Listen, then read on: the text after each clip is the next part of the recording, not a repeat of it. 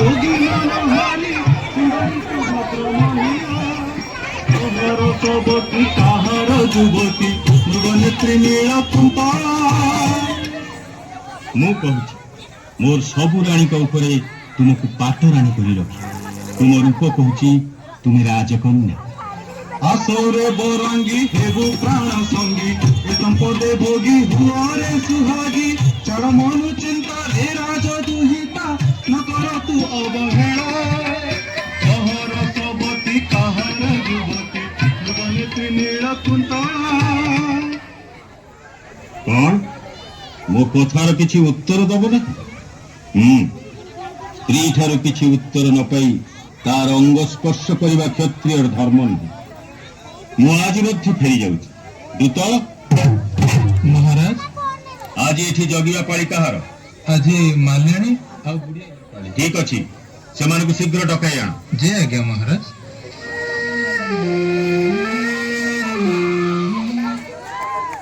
ବୁଝିଲ ମୈତ୍ରୀ ମୁଁ ବୁଢିଆ ପୁଅ ତମେ ମାଳି ପୁଅ ମୁଁ ମାଳି ପୁଅ ତୁ ଧରମ ପୁଅ ହଁ ହେ ସେଇ କଥା ଯୋଉଦିନ ମାଲ୍ୟାଣୀ ମାଂସ ତମକୁ ଧରମ ପୁଅ କଲା ତାର ମୁଁ ତମ ସାଙ୍ଗେ ସଙ୍ଗାତ ବସିଲି ତମେ ନଥିଲେ ଆଜି ମାଲ୍ୟାଣୀ ମାଂସ ଟିକେ ଜଗିବାକୁ ଆସିଥାନ୍ତା ନା ତମେ ଗୋଟେ ଗପ କୁହ କି ମୈତ୍ରୀ ଶୁଣି ଶୁଣି ହାତୀ ପାଇଯିବ କି ଗପ କହିବି ଦୁଃଖ କହିବି କି ସୁଖ କହିବି କାହିଁକି ଯାହା ଅଙ୍ଗେ ନେବେଇଛ ସେଇ କଥା କହୁନା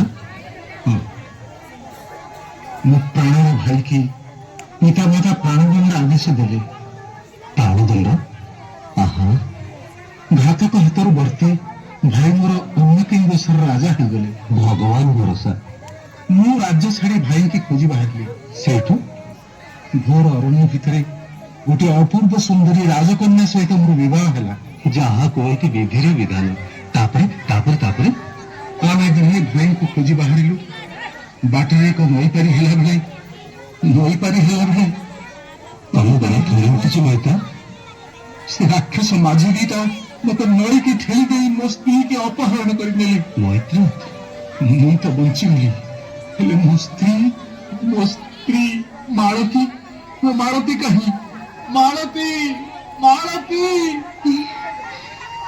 କିଏ କୋଉଠି ମୋ କଥା କହୁଛି କିଏ କହୁଛି ଏମିତି ମାଳତୀ ତୁମରି କଣ୍ଠସ୍ୱର ଆସ ମୋ ପାଖକୁ ଆସ ମୈତ୍ର ସେ ସ୍ତ୍ରୀ ଲୋକଟେ ତମକୁ ଡାକୁଛି ନା କଣ ମତେ ନା ନା ନା ମତେ କାହିଁକି ଡାକିବ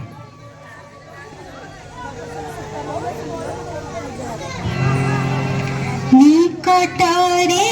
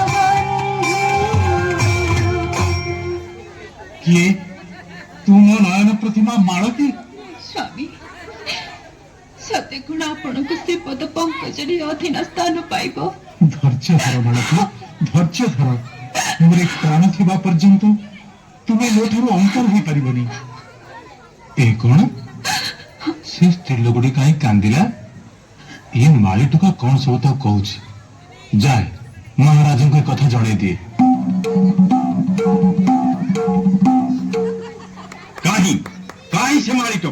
आज्ञा महाराज। कह बर्बर कौन से स्त्री की कहलु से कांदुची? मोर किछि दोष नहीं महाराज, मु केवल मो दुखर कहानी मो मैत्री को कहूथी। आ तो दुख कहानी रे भासी जाई से कांदिला एई कथा तो कहूचु पाजी। रांडी पुओ खंडे केड़े दंभे कहू कथारे, रांडी पुओ खंडे केड़े दंभे कहू कथारे, एका चापू डाके छिंदाई दी तोर मथारे, रांडी पुओ खंडे केड़े दंभे कहू कथारे। दंडुआसी डाकी चांडे बेगे सुली पियो भांडे, दंडुआसी डाकी चांडे बेगे सुली पियो भांडे, एमे चोर टोका खंडे देला प्राणे दफारे, रांडी पुओ खंडे केड़े दंभे कहू कथारे, रांडी पुओ खंडे केड़े दंभे कहू कथारे। घातक को डाक मु एटा को प्राण दंड देली। मु पुणी कहूची निर्भौणी, मु किछि दोष करिनी। हे नरेशा वृथारसा कर कहीं पाई, अनुमात्रा दोष एठी, अनुमात्रा दोष एठी करी दोष करी ना हूं ये घटना रे तू ही एका दोषी। मोर मृत्यु को भय नहीं महाराज। मरण छारको डर नहीं तीर्तिले मोर, तुमको तिमी बर, तुमको तिमी बर उधरे छिमेचे भूमि। कौन तू कहूचु? राजकुले मोर जन्म कर्म देछि कौशल, प्राणी नहीं प्रयोजन, प्राणी नहीं प्रयोजन, हारिछि प्राणर भाई। मो प्राणर भाई पाई मोर ए अवस्था। तू राजपुत्र तो भाईर तेरे कौन है? शुणिबे से कहानी। तोते देखी तो कथा शुणी कौन किछि कहउचंती महाराज? ना ना तो कहानी तू कह जा।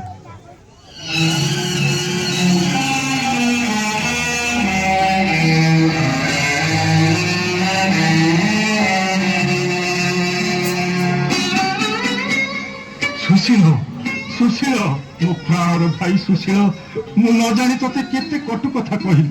सुशील रे तो बड़ भाई दोष को तू क्षमा करिबुनी।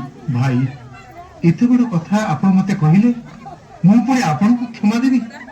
बेस आपण को कथा रक्षा करी मु आपण को कागज धरि नेली। सुशील रे तोर एई कथा पद करे मो जीवन धन्य हैला। भाई रे मो लागी केते सहिलु कसम, भाई रे मो लागी केते सहिलु कसम,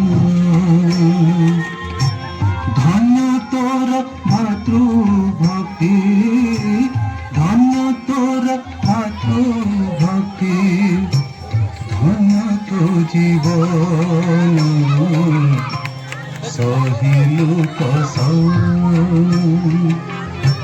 सौभाग्य चंद्रमा अछि एते दिन, आलिंगन करे बस्छ, आलिंगन करे बस्छ, बालकृष्ण भणे, बालकृष्ण भणे। दूत दूत महाराज उआसरे जाई कुह से माने शिविका आनी सान बहु को अंतपुर को नहीं जाते। जय आज्ञा महाराज। सुशील आमे ताहले एबे आम देश को फेरी जिबा। पितांकर अवस्था जे कोन होइथिबो आपण जानते नहीं भाई, ए जहाँ सब घटीगला से पितांकर अणुमात्र दोष नहीं, सब दोष मोर जन्मदात्री माँ आ मूर्ख पंडित। ताहले आमे सन्यासीर छद्म बेशरे ଯାଇ ସେମାନଙ୍କର ଅବସ୍ଥା ଦେଖ। ହଁ ଭାଇ, ଆମେ ଛଦ୍ମବେଶରେ ହିଁ ଯିବା।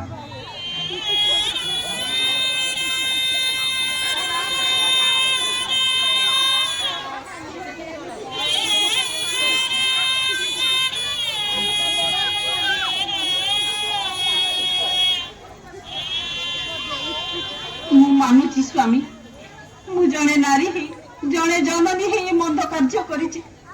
ମୋରି ବୁଦ୍ଧିରେ ସୁଧୀର ପ୍ରାଣଦଣ୍ଡ ପାଇଲା, ସୁଶୀଳ ମୋ ଘର ଛାଡି ଦେଶାନ୍ତରୀ ହେଲା। ରାକ୍ଷସୀ, ଏତେବେଳେ ତୋର ବୁଦ୍ଧି ହେଇଛି।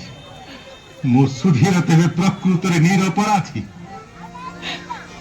ଆଲୋ ରାକ୍ଷସୀ, ମୋର ବଂଶ କଲୁ ଧ୍ୱଂସ, ଲୋ ବଂଶ କଲୁ ଧ୍ୱଂସ। ଆଜି ମୁଁ ସହସ୍ତେ ତତେ କରିବି ବିନାଶ, ଲୋ କରିବି ବିନାଶ। ରାଜରାଣୀ ହୋଇ ତୁଟା ଏଡ଼େ ଅଲକ୍ଷଣୀ, ଲୋ ଏତେ ଅଲକ୍ଷଣୀ। କେମତେ ଆଶା ଦେଇଛି ତତେ ଧରଣୀ, ଲୋ ତତେ ଧରଣୀ। ପିଶାଚୀ, ତୋରେ ଦୋଷ ପାଇଁ ତୁ ପ୍ରାଣଦଣ୍ଡ ଭୋଗିବୁ। ଦୂତ, ଘାତକକୁ କହ ସେ ଏଠିକି ଆସୁ। ମୁଁ ଏଥିରେ ଏକା ଦୋଷୀ ନୁହେଁ ରାଜା, ଏଥିରେ ତୁମେ ଆଉ ସେ ପଣ୍ଡିତ ମଧ୍ୟ ଦୋଷୀ। କେମିତି? ପଣ୍ଡିତ ଶିକ୍ଷାରେ ମୁଁ ପଢିଲି, ଆଉ ମୋ ଶିକ୍ଷାରେ ତୁମେ ପଢିଲ। ତୁମେ ଠିକ କହିଛ। ଦୂତ, ସେ ପଣ୍ଡିତ କାହିଁ ଗଲା? ମହାରାଜ ଏଇଠି ଅଛି ମହାରାଜ। ଘାତକ, ଆମେ ଏଥିରେ ତିନି ଜଣ ଦୋଷୀ। ମୁଁ ରାଜା, ମୋ ବିଚାରରେ ଆମେ ତିନି ପ୍ରାଣଦଣ୍ଡ ଭୋଗ କରିବୁ। ପ୍ରଥମେ ପଣ୍ଡିତକୁ, ତାପରେ ରାଣୀକୁ ଓ ଶେଷରେ ମତେ ହତ୍ୟା କର। କ୍ଷମା କରିବେ ମହାରାଜ, ନା, ମୁଁ କାହାରି କଥା ଶୁଣିବି ନାହିଁ। ସାଙ୍ଗେ ସାଙ୍ଗେ ମୋର ଆଦେଶ ପାଳନ କରି ଏ ପଣ୍ଡିତକୁ ହତ୍ୟା କର। ମହାରାଜ। ଘାତକ, ମୁଁ ପ୍ରସ୍ତୁତ ମହାରାଜ। ରହ ଘାତକ।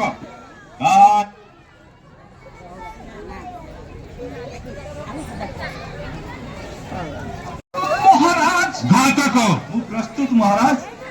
ରହ ଘାତକ। କା ଆଦେଶରେ ବ୍ରାହ୍ମଣକୁ ହତ୍ୟା କରୁଛୁ? ମୋ ଆଦେଶରେ। ଓ, ଆପଣ ଏ ଦେଶର ରାଜା, ଏ ବ୍ରହ୍ମ ହତ୍ୟା କରୁଛନ୍ତି କାହିଁକି? କେବଳ ବ୍ରହ୍ମ ହତ୍ୟା ନୁହେଁ, ପଣ୍ଡିତ ପରେ ରାଣୀ ଓ ରାଣୀ ପରେ ମୁଁ, ଆମେ ତିନି ଜଣ ପ୍ରାଣଦଣ୍ଡ ଭୋଗିବୁ। କାହିଁକି? ଏ ପଣ୍ଡିତର ବୁଦ୍ଧିରେ ରାଣୀଙ୍କର ମତିଭ୍ରମ ହେଲା। ରାଣୀର କୁଶିକ୍ଷାରେ ମୁଁ ମୋର ବୁଦ୍ଧି ବିବେକ ହରାଇ ବସିଲି। ଫଳରେ ମୋର ଜ୍ୟେଷ୍ଠ ପୁତ୍ର ସୁଧୀର ପ୍ରାଣଦଣ୍ଡ ଭୋଗିଲା। କନିଷ୍ଠ ପୁତ୍ର ସୁଶୀଳ ଦେଶାନ୍ତରୀ ହେଲା। ଆଉ ଆମେ ବଞ୍ଚିବୁ କାହିଁକି? ସେଥିପାଇଁ ପ୍ରାଣଦଣ୍ଡ? ସେ ବିଚାର କରିବାକୁ ତମେ ବାବାଜୀ ଦିଟା କିଏ? ଏଇ ଆମର ବାବାଜୀ ଛଦ୍ମବେଶ ଆମେ ଖୋଲିଦେବୁ। ଦେଖନ୍ତୁ, ଚିହ୍ନନ୍ତୁ ପିତା, ଆମେ କିଏ? କିଏ? ସୁଧୀର, ସୁଶୀଳ, ରାଜକୁମାର। ସୁଧୀର, ତୁ ବଞ୍ଚିଛୁ।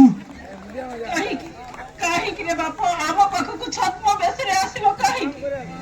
କ୍ଷମା କର ଆମ ଅପରାଧ, କ୍ଷମା କର ଆମ ଅପରାଧ। ଦୁଃଖେ ସୁଖେ ଭାଇ ବେନି, କାଟିଛୁ ବିବାର ଜନି। ନ କର ବୃଥା ଭାଳେନି, ହରି ହରି ବେକ୍ରମାଦ। କ୍ଷମା କର ଆମ ଅପରାଧ, କ୍ଷମା କର ଆମ ଅପରାଧ।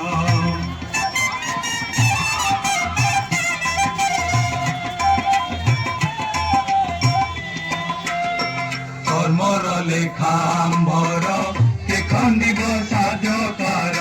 কর্মর লেখাম্বর কে খণ্ডিব সাজকার। পূর্ব দুঃখ পরিহর, বারপৃষ্ঠ জোড়ে পদ। পূর্ব দুঃখ পরিহর, বারপৃষ্ঠ জোড়ে পদ। ক্ষমা কর আম অপরাধ, ক্ষমা কর আম অপরাধ।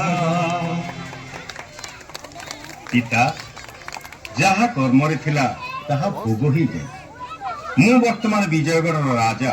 ଆପଣ ସୁଶୀଳକୁ ସିଂହାସନ ଦେଇ ସମସ୍ତଙ୍କ ମନୋବାଞ୍ଛା ପୂରଣ କରନ୍ତୁ। ଆଉ ପଣ୍ଡିତେ, ମୁଁ ଗଣନା କରି କହିଥିଲି ନା ସୁଶୀଳ ରାଜା ହେବେ। ସୁଧୀର, ସୁଶୀଳ, ପିତା, ମୋର ପୂର୍ବ ଜନ୍ମ ପୁଣ୍ୟର ଫଳ ମୁଁ ପାଇବି। ମୁଁ ଧନ୍ୟ। ଆସ ସମସ୍ତେ ଉଆସକୁ ଆସ।